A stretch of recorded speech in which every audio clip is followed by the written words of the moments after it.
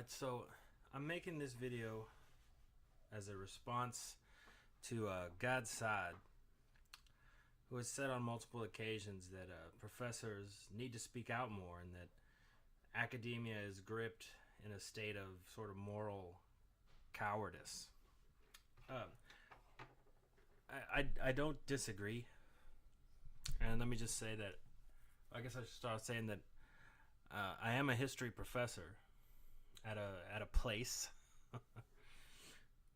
And yeah, there absolutely is fear of speaking out, and I will also say that most professors, and even in the humanities, don't seem to agree with the political slant that things have taken, right? And really, the ideology underpinning it all, it's all pretty damn nonsensical. But part of the reality, as far as I'm concerned, is that I'm an adjunct professor, right? And most of the professors at most schools are adjuncts, right? More than 50%. And for us, our employment situation is far more precarious than, say, a full-time professor, and particularly a tenured professor, right? And the way things have been trending over the past few years, there's less tenured professors as opposed to more, right? It's trending away from granting people tenure. Now, as an adjunct, your situation is particularly precarious because you don't even have to really be fired, right? You're not actually employed in the traditional sense of the word. You're sort of a contract hire per semester. So they don't actually have any sort of risk in getting rid of you. They just don't give you any more classes, right? You're not actually even fired. They just stop giving you classes. And it doesn't have to be because you've opposed something or taken a very visible stance on anything. And just being problematic in any kind of way, you're infinitely replaceable. So in that sense, I think it's worth noting that this is the situation of most professors, right? And because the economic situation for us is so much more precarious, right? It does make you think twice about rocking the boat in any kind of way, right? Because they will get rid of you in nothing flat. It's not an invalid, irrational fear. It happens all the time. If you pose, any kind of problem, you're out. They just stop giving you classes, right? So, yeah, I mean, you're right, Mr. Saad, but what the hell are you supposed to do? I don't know. But it does bother me being called a coward. I hate that shit. Really gets to me. And because I don't disagree. So, I don't know. I'm going to try to speak out. I'm going to answer your call, sir. And hopefully it doesn't bite me in the ass. I am choosing to remain as anonymous as humanly possible, though.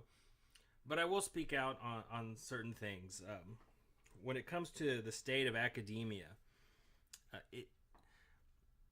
the situation is both better and worse than you might think, right? There certainly is what I would consider an infection of this ideology, particularly in the humanities, in my discipline of history. Now, history is a little better than most because, for the most part, history does tend to lean towards males, and a lot of older males in particular. And like I said, in the adjunct community, first of all, it's hard to survive on an adjunct pay. So a lot of the ones that do adjunct are retired, right? Retired military guys, these kind of people that have been in the school system or done other jobs. They've gotten their advanced degrees, and then they basically live off their retirement and also adjunct, right? And that's kind of good news because that insulates them to some extent from a lot of other pressures. And it also lets them survive being an adjunct. They don't care so much about the pay. My situation is not that, but that's part of how it sort of plays out. The professors that are problems, and make no mistake, like a lot of this absolutely is coming from the professors, right? There are these social justice type professors that get into the discipline, and they're a lot of times they are sort of diversity hires. If you have 20 white guys apply for the job and one minority, female particularly, it's unquestioned that she's going to get the job, right? She'll get the full-time professorship. Doesn't matter what she knows. Doesn't matter if she'll actively and expressly say, I really don't know that much about history, because they have some degree in gender studies, PhD in gender studies, and like a bachelor's in history. They're still going to let them teach history, which is ridiculous. They'll get the job, though, right? And then those professors get in, and their whole course is an indoctrination into this ideology. It's steeped in the ideology. It's all about the ideology, right? Whatever course they're teaching, doesn't matter what it is, they will twist it to represent that ideology, right? Because they like at my school, there are professors that will actively say, I really don't know that much about history. So they teach a history course that's all about gender issues and women's issues or minority issues or whatever. And they'll lecture you for teaching about old white men, and you're like, are you shitting me? This is what the history is. Apparently those things aren't important anymore. It's ridiculous, right? Now, that's sort of the state that you're in at the time, right? And you're having to compete with, and they're the loudest ones. They're the ones that are constantly griping to the department about needing more diversity hires and increasing diversity, right? And it creates a situation where, like, I work with professors that have PhDs, they've been teaching for 30 years, can't get a full-time position, right? And they'll tell you, in the quiet moments when no one's around, they're like, well, they're not going to give me the job, I'm an old white guy. And they're not wrong. They don't get the job, despite the fact that they have impeccable qualifications, have been published, are great professors, have great ratings from the students. They're not going to get the job. So their situation is also precarious, right? Because they're hoping, I mean, the ones that are a little more in the full-time area trying to get the tenured position, they don't want to rock the boat either, right? Because they know if they do, they won't get that promotion to tenure when it comes up.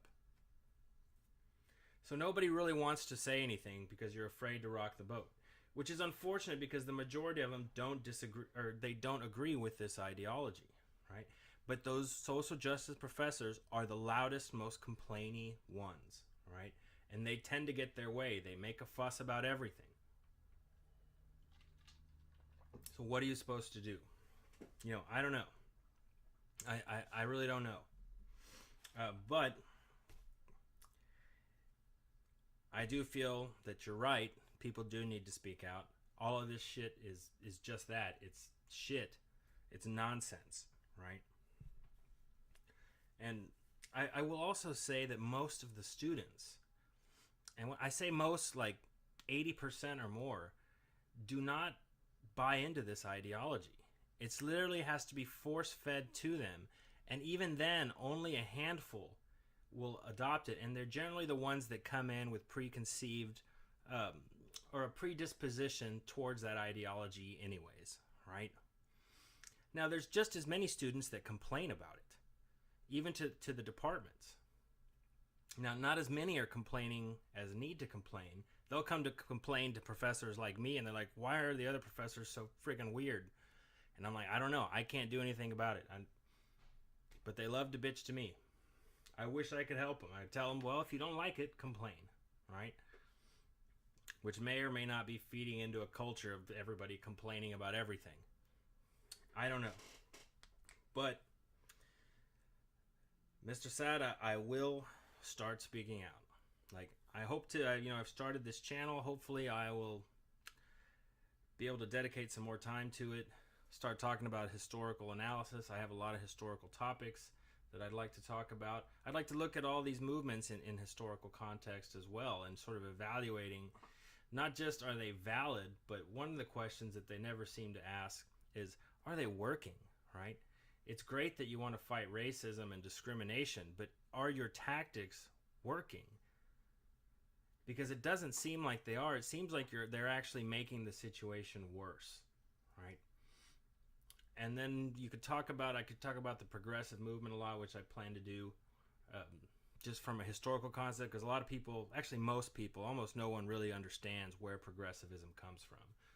So I'd like to talk about that if I get the chance, but I will start speaking out.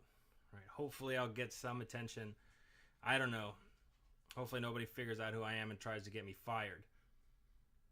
Because, world full of douchebags.